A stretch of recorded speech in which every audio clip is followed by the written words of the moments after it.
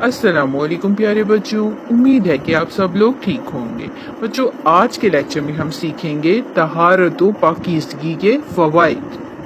تو چلیے انہیں سیکھتے ہیں۔ نمبر 1، طہارت و پاکیزگی اختیار کرنے سے انسان بہت سی بیماریوں سے محفوظ رہتا ہے۔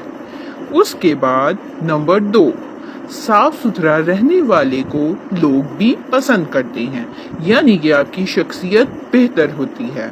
نمبر 3 ہے صفائی نصف ایمان ہے، اور صاف رہنے والا اللہ تعالیٰ کا محبوب بن جاتا ہے، یعنی کہ ہمارا آدھا ایمان ہی صفائی ہے۔ نمبر 4، صفائی و پاکیزگی انسان کی شخصیت کو اجاگر کرتی ہے، یعنی کہ اس کی اچھائیوں کو ظاہر کرتی ہے۔ نمبر 5، اللہ تعالیٰ صفائی کو پسند کرتا ہے، کیونکہ اللہ تعالیٰ کی ذات خود صاف ہے اور وہ صفائی کو ہی پسند کرتا ہے۔ امید ہے بچوں کہ آپ کو آج کا لیکچر سمجھ آیا ہوگا۔ اگلے لیکچر میں پھر ملیں گے، اپنا خیال رکھیے گا، تب تک کے لیے اللہ حافظ۔